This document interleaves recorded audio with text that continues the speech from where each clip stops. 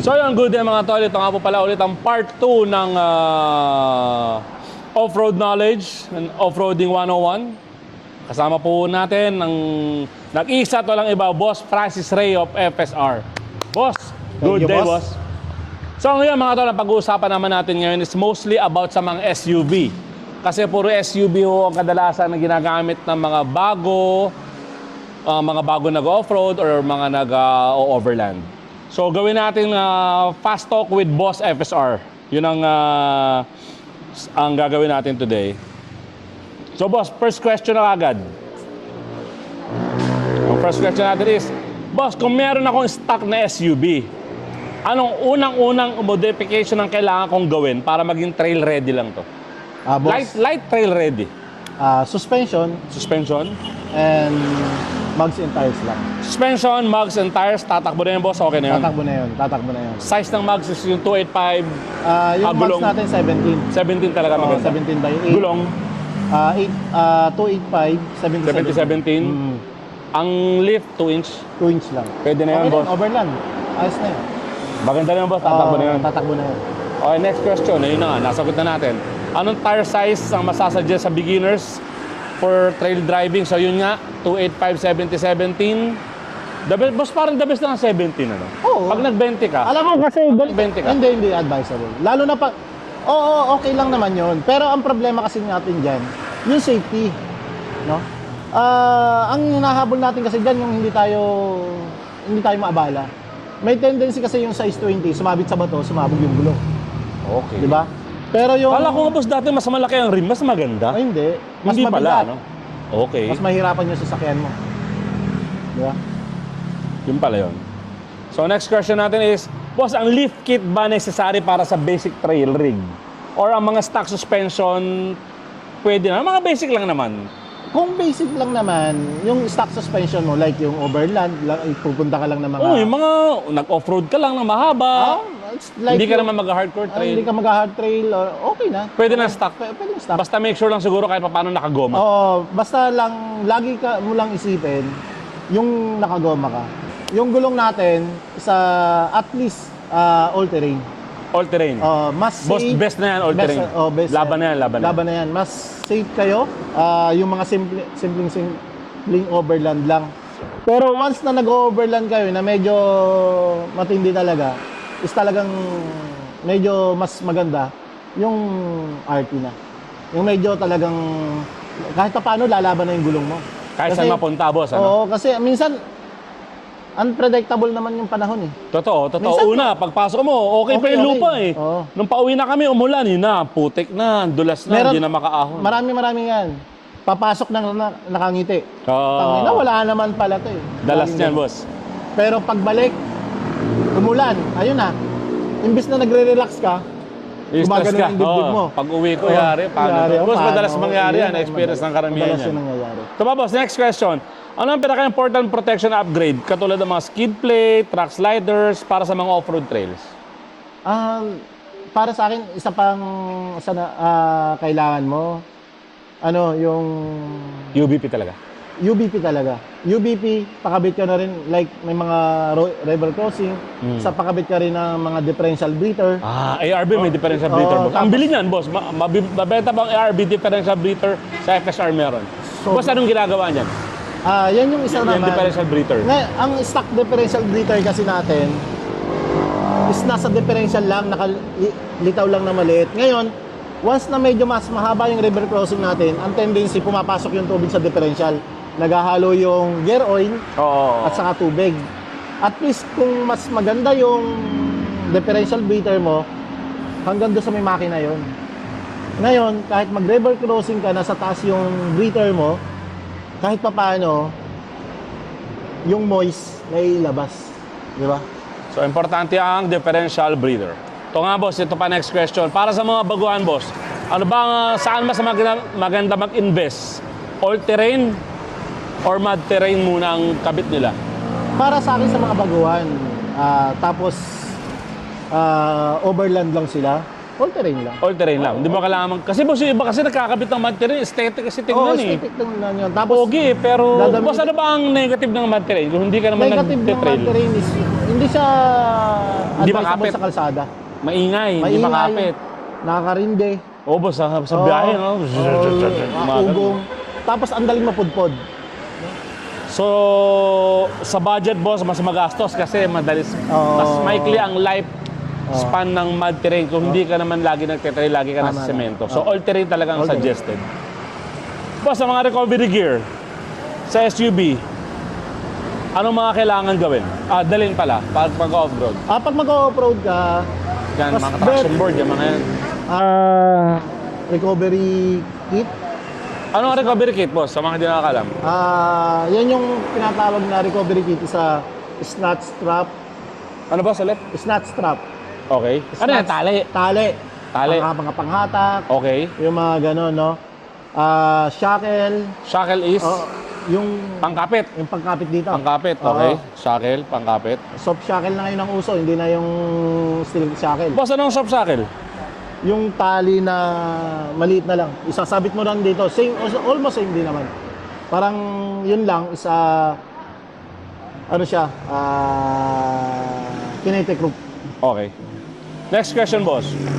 Ang mga locking differential ba ay necessary para sa mga beginner trail or pwede na mga stock 4x4 system nila? Para Hindi ma-handle yung mga most situation. Hindi naman, hindi. Kung hindi naman talaga mag-hardcore mga boss, wag na tayo mag-differential locker. Hindi naman kailangan. Kung yung mga kinakinabuan lang natin, yung Oo. mga konting ano lang, hindi naman kailangan. Hindi, Ano? hindi na. Sayang lang pera, Sayang boss. lang pera. Kasi later on, lalo na pag hindi mo naman nagagamit, masisira din yan. Tama. Eh boss, next question is, ano ang mga most common mistake ng mga drivers o mga owners ng 4x4 pag nagpe-prepare sila ng SUV para sa trail? Ganito yan. Ang common mistake yan, lalo na sa trail. Oo. Once na naka 4x4 ka, gamitin mo na yung 4x4 mo pag nandun ka na sa terrain. Alam mo, I-engage mo na. engage mo na. Engage mo na. Ito kasi yan real talk. Panginoon nyo naman kailangan ng 4x4 pala. Kaya naman 4x2 eh. Yun Ngayon, ang ganito sinasabi ng iba eh. Ito yung sinisira mo dyan, yung sasakyan mo. Ayun. Diba? Transmission. Transmission. Kasi boss, makatlang may nakasama ako. Pag papasok kami sa tubig, tsaka sa mag-engage ng 4x4, pag ahon, magpo-4x2 na naman. Oo. Mamaya, pag humirap, magpo-4x4 na naman. Mamaya, magpo-4x2 na naman. Oo. Anong mali doon? Actually, yung mali naman, wala, halos okay naman yun. Wala naman. Oo. Kasi pwede mo naman, may option naman talaga, May kaya nga may naman. option eh. Ganito yan. Pag nakita mo yung terrain na alam mo naman sa sarili mo na mahirap o pangit mahirapan yung sasakyan mo, engage ka ng 4x4. Pero once na nakita mo maganda yung daan, rough road lang na maliit or patag, engage ka. Engage mo na, oo. Disengage ka. Na 4x2 ka lang, okay 4x2. Oo, mas relax lang yun.